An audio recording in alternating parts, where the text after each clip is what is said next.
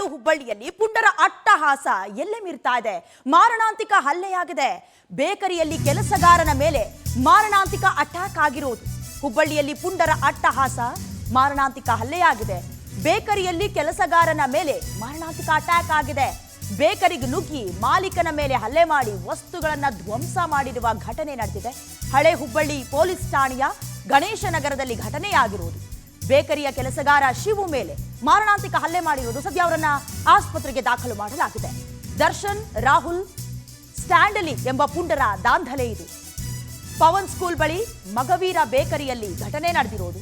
ಮಾತಿನ ಚಕಮಕಿಯಿಂದ ಜಗಳ ಆರಂಭ ಆಗಿದೆ. ಅದಾದ ನಂತರದಲ್ಲಿ ಹಲ್ಲೆ ಆಗಿರುವುದು. ಪುಂಡರ ಹಲ್ಲೆ ಮಾಡುವ ದೃಶ್ಯ ಸಿಸಿಟಿವಿ ಕ್ಯಾಮೆರಾದಲ್ಲಿ ಸೆರೆಯಾಗಿದೆ. 3 ಆರೋಪಿಗಳನ್ನು ಬಂಧಿಸಿ ಪೊಲೀಸರಿಂದ ವಿಚಾರಣೆ ನಡೀತಾ ಇದೆ. ಚಿಕ್ಕ ಪುಟ್ಟ ವಿಚಾರಕ್ಕೆ ಬಹಳ ದೊಡ್ಡ ಮಟ್ಟಿಗೆ ಗಲಾಟೆಗಳಾಗುವುದು ಇದೇನು ಹೊಸ್ತಲ್ಲ. ಬೇಕರಿಯಲ್ಲಿ ಪಾಪ ಆತ ಹೊಟ್ಟೆಪಾಡ ಕೆಲಸ ಮಾಡ್ಕೊಂಡಿದ್ದ. ದೃಶ್ಯದಲ್ಲಿ ಗಮನಿಸ್ತಾ ಇದ್ದೀರಿ. ಬಹಳಷ್ಟು ನೋಡ್ಬಿಟ್ಟಿದ್ದೀವಿ. ತಿಂತಾರೆ ಅಥವಾ ಆ ಬೇಕರಿಯಲ್ಲಿ ಏನಾದರೂ ಸಿಕ್ಕಿದ್ರೆ ಕುಡಿತಾರೆ. ಬಟ್ ಹಣ ಕೊಡಬೇಕು ಅಂತ ಹೇಳಿದಾಗ ಅದು ಏನ್ ಸಿಟ್ಟೋ ಅಥವಾ ಜೋಬಲ್ ಹಣ ಇರತ್ತೋ ಇಲ್ವೋ ಗೊತ್ತಿಲ್ಲ. ಸದ್ಯ ಹಣ ಕೇಳಿರುವ ವಿಚಾರಕ್ಕೆ ಇರಬಹುದು. ಸದ್ಯ ದರ್ಶನ್, ರಾಹುಲ್, ಸ್ಟ್ಯಾಂಡಲಿ ಎಂಬ ಪುಂಡರು ಮಾಡ್ತಿರುವಂತಹ ಹಾವಳಿಯನ್ನ ದೃಶ್ಯದಲ್ಲಿ ಗಮನಿಸ್ತಾ ಇದ್ದೀರಿ. ಆತ ಕೈಗೆ ಸಿಕ್ಕ ವಸ್ತುಗಳನ್ನೆಲ್ಲ ಪಾಪ ಆ ಕೆಲಸಗಾರ ಹುಡುಗನ ಮೇಲೆ ಬಿಸಾಕಿ ಅಟ್ಟಹಾಸವನ್ನ ಮೆರೆದಿದ್ದಾರೆ. ಸದ್ಯ ಅಲ್ಲಿನ ಕಾನೂನಿನ ಸುವ್ಯವಸ್ಥೆ ಎಷ್ಟರ ಮಟ್ಟಿಗೆ ಹದಗೆಟ್ಟಿದೆ ದೃಶ್ಯದಲ್ಲಿ ನೋಡಿದ್ರೆ ಗೊತ್ತಾಗತ್ತೆ. ನಮ್ಮ ರಾಜ್ಯ ಬರ್ತಾ ಬರ್ತಾ ಬಿಹಾರ ಆಗೋದ್ರಲ್ಲಿ ಯಾವುದೇ ಅನುಮಾನ ಬೇಡ. ಅಲ್ಲೂ ಹೀಗೆ ಹಾಡ ಹಗಲೇ ಗಲಾಟೆಗಳಾಗತ್ತೆ. ಹೇಳೋರಿಲ್ಲ ಕೇಳೋರಿಲ್ಲ.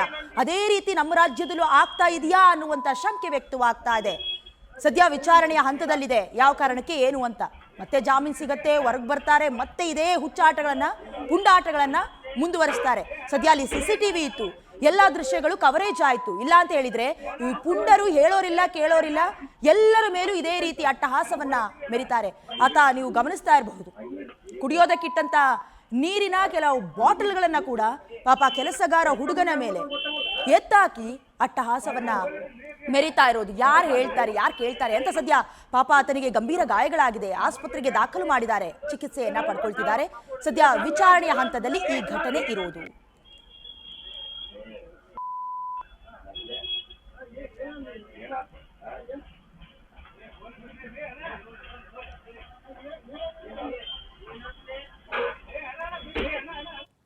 ಇನ್ನು ಇದೇ ವಿಚಾರಕ್ಕೆ ಸಂಬಂಧಪಟ್ಟಂತೆ ಹೆಚ್ಚಿನ ಡೀಟೇಲ್ಸ್ ಅನ್ನ ದೂರವಾಣಿ ಸಂಪರ್ಕದ ಮೂಲಕ ಕೊಡ್ತಾರೆ ನಮ್ಮ ಪ್ರತಿನಿಧಿ ರವಿಕುಮಾರ್. ಈಗ ಗಮನಿಸ್ತಾ ಇದ್ವಿ, ಬಹಳ ದೊಡ್ಡ ಮಟ್ಟಿಗೆ ಗಲಾಟೆ ಆಗಿದೆ.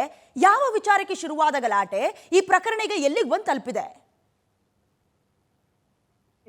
ಈ ಒಂದು ವಾಣಿಜ್ಯ ನಗರಿ ಹುಬ್ಬಳ್ಳಿಯಲ್ಲಿ ಪುಡಿ ರೌಡಿಗಳ ಅಟ್ಟಹಾಸ, ಪುಡಿ ರೌಡಿಗಳ ಪುಂಡಾಟ ನಿಲ್ತಾ ಇಲ್ಲ ಎಂಬುದಕ್ಕೆ ಈ ಒಂದು ಘಟನೆ ಸಾಕ್ಷಿಯಾಗಿದೆ.